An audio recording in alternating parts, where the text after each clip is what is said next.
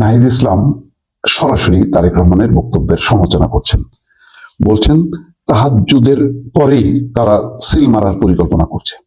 তারেক রহমান কি বলেছেন? তারেক রহমান বলেছেন যে আপনারা ফজরের নামাজ পড়ে বা তাহাজ্জুদের নামাজ পড়ে আপনারা ভোট কেন্দ্রে যাবেন এবং ভোট শেষ না হওয়া পর্যন্ত থাকবেন, গণনা শেষ না হওয়া পর্যন্ত থাকবেন। ভোট কেন্দ্র পাহারা দেবেন যাতে কেউ ভোট কেন্দ্র দখল করতে না পারে এবং সিল না মারতে পারে, জালিয়াতি করতে না পারে, সেই জন্য পাহারার কথা বলেছে। কিন্তু এমন কথা কি বলছে যে তাহাজ্জুদের পরেই তারা সিল মারার পরিকল্পনা করছে? তারা কারা? বিএনপিকে লক্ষ্য করে বলছে। এনসিপির এখন সুবিধা হয়েছে, বিশেষ করে জামাতের তো সুবিধা যে জামাত তার নিজের ফ্রন্ট তো আছেই, এনসিপি এই দলটাকেও একদম পুরোপুরি ভাবে সরাসরি কখনো নাম নিয়ে কখনো নাম না নিয়ে তারা সমালোচনা করতে পারছে। এটা আমি বলবো যে ওই জোটের এটা একটা সাফল্য। এবং ইন্টারেস্টিং ব্যাপার হচ্ছে লক্ষ্মীপুর 1 রামগঞ্জ মাহবুব আলম তার নির্বাচনী প্রচারে যেই কথা বলছে। মাহবুব আলম হচ্ছে মাহফুজ আলমের ভাই। তো মাহফুজ আলম এনসিপির সাথে নেই, মাহফুজ আলম নির্বাচনেও নেই, বরং এনসিপি যে এই জামাতের জোটে গেছে এটার তিনি তীব্র সমালোচনা করছেন। বিভিন্ন ফেসবুক পোস্টে বা টক শোতে বলছেন যে এটা একেবারেই আত্মঘাতী হয়েছে, অর্থাৎ পিছন দিকে হাঁটা সাথে তিনি তুলনা করেছেন। এবং এনসিপির আহ্বায়ক নাহিদ ইসলাম বলছেন যে কৃষক কার্ড, ফ্যামিলি কার্ড একটি প্রতারণার প্যাকেজ। বাংলাদেশের সংকট এখন ফ্যামিলি কার্ড নয়, দেশের প্রকৃত সংকট হলো অর্থনীতিকে চাঙ্গা করা, ঋণ খেলাপি এবং লুটেরাদের বিচারের আওতায় আনা এবং বিনিয়োগ বান্ধব পরিবেশ তৈরি করা। ঠিক আছে, এটা তো অর্থনৈতিক উন্নয়নের অনেকগুলো পরিকল্পনা থাকবে, কিন্তু ফ্যামিলি কার্ড বা কৃষক কার্ড কারা?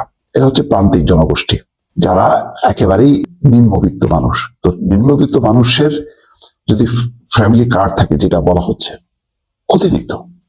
আমার মনে হয় যে ফ্যামিলি কার্ডের থেকে আরো বিকল্প কি কার্ড হতে পারে, সেই কার্ডের কথা চিন্তা করা যায়। যেমন জামাত ইসলাম সোশ্যাল সিকিউরিটি কার্ড বলছে, এমন একটা কার্ড যে কার্ডের আওতায় তারা নগদ টাকা পাবে বা পণ্য সহায়তা পাবে, খাদ্য সহায়তা পাবে, স্বাস্থ্য সহায়তা পাবে, শিক্ষা সহায়তা পাবে।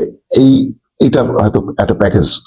তো এটাকে যখন কি কেউ বলে তখন কি বলা উচিত যে এটা প্রতারণার প্যাকেজ? বরং এটা কিভাবে বাস্তবায়ন সম্ভব এটা জানতে চাওয়া উচিত, যে এটার সাশ্রয় কিভাবে হবে। যেমন দেখলাম যে ফ্যামিলি কার্ডের সমালোচনা করে জামাতের একজন নেতা বলছেন 96,000 কোটি টাকা লাগবে।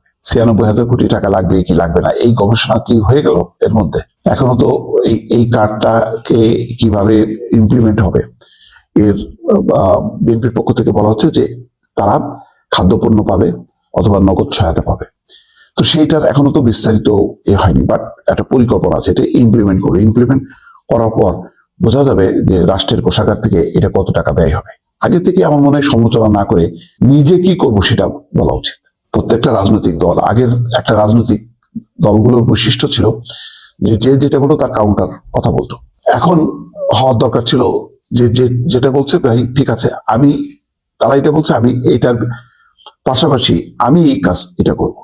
এইরকম যদি একটা কম্পিটিশন হইতো এবং একটা দায়বদ্ধতার জায়গা তৈরি হতো, নির্বাচনের পর যে দল ক্ষমতায় আসবে তখন চাপ তৈরি করা যেত যে তুমি এটা বলছো, এটা এখন ইমপ্লিমেন্ট করো, দেখাও।